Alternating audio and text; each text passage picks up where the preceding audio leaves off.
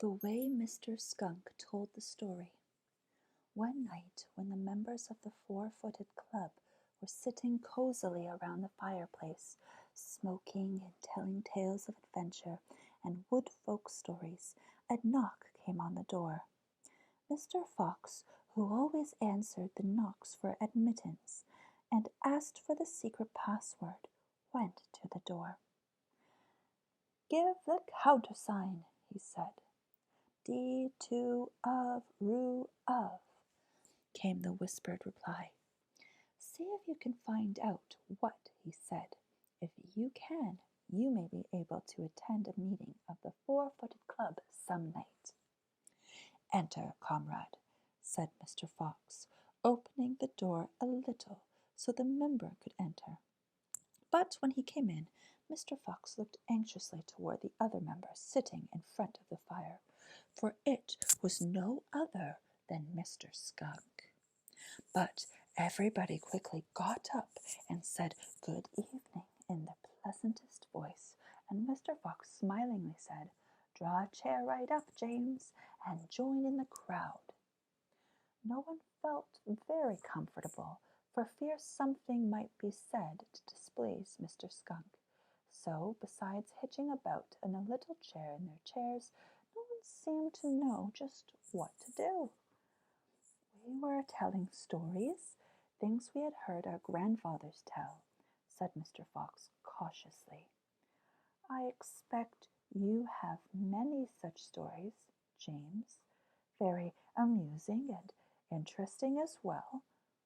"Oh, yes, a few," said Mr. Skunk, with a rather superior air, as he crossed one leg over the other and lighted his pipe. "I wonder if you folks ever heard how my family came to wear white on their coat?" No one had even heard that story, so Mr. Skunk said he would tell it to them. All the others side-glanced at each other, each knowing what each was thinking. They were hoping that Mr. Skunk would not tell anything, so that he would get fussed up about while telling. So Mr. Skunk began. "My great-grandfather told me that once our family wore coats of all black, years and years ago, of course. One night great-grandfather said there was a meeting in the woods of all the animals, big and small. Just a social sort of meeting, you know.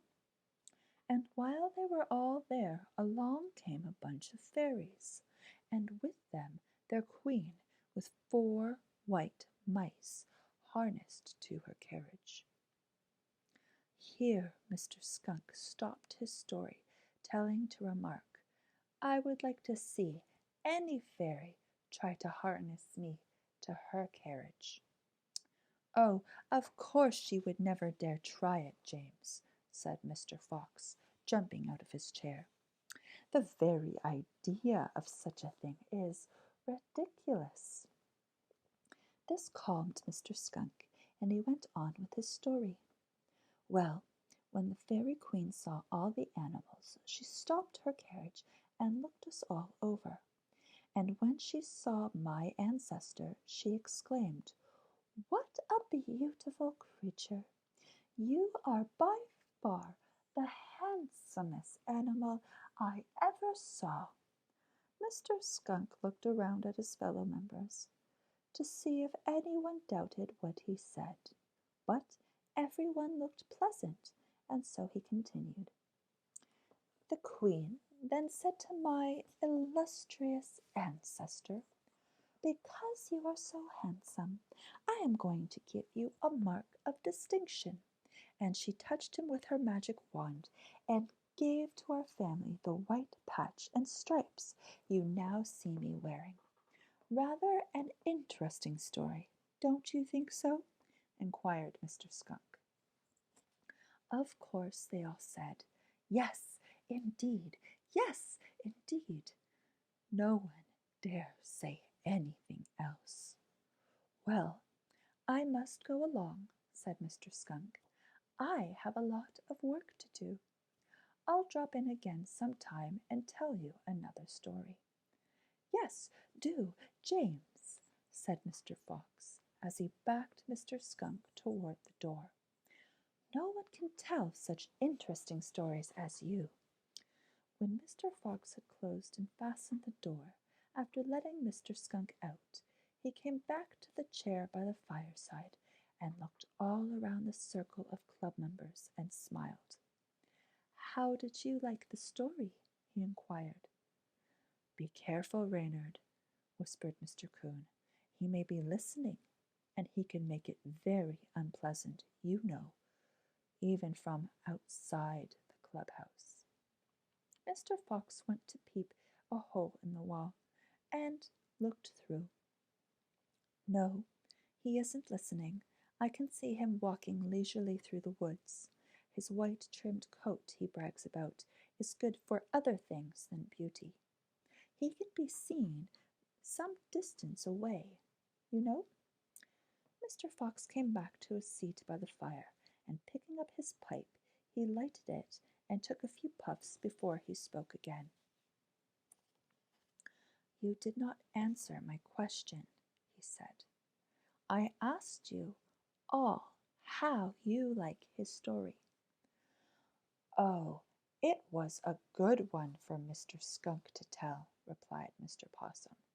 There are other coats beside his in the woods, remarked Mr. Coon, giving his handsomely ringed tail a flirt. You do not take a back seat, Mr. Fox, when it comes to beauty.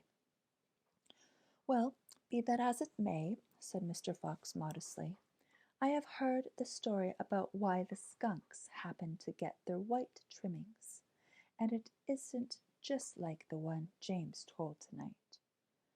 Oh, tell it to us, said all the club members in chorus. I would not care to have Mr. Skunk hear it, said Mr. Fox. Don't worry, spoke up Mr. Possum. No one would care to tell it to him, you may be certain. Then, just between us, as fellow members, I will tell you the story as my grandfather told it to me, said Mr. Fox. It seems, just as Mr. Skunk said that a long time ago, the skunks did wear an all-black coat, and that just as now they carried about with them that dreadful-smelling liquid they still use. Of course, as they wandered about at night, wood folks could not always see them until they were right upon them, and the skunk family never stopped to see what was the real reason for anything. If someone bumped into them, they threw over them that horrid-smelling stuff until no one in the wood dared venture out after dark. So one night, someone went to the fairies when they were holding a festival in a dell nearby and asked the queen to do something so the other animals could wander about the woods without bumping into any of the skunk family. And the queen did trim their black coats with white, just as Mr. Skunk told the story tonight, but for a very different reason, you see. And from what I hear as I travel about, others, besides the animals, are thankful for those white stripes on Mr. Skunk's coat. He can be seen some distance away and given a wide road. That is what I call a good story, said Mr. Rabbit. But of course Mr. Skunk would not tell it that way. Do you suppose he ever heard the real story, Mr. Fox? Oh, of course he has, Mr. Fox said. He just wanted to start the one he told. He knows no one will dare contradict him. And after he has told it times enough, he will believe it, even if no one else does. Mr. Skunk is no dullard, but everyone has his little fancies, you know, and it is his to tell a pretty story about his white-trimmed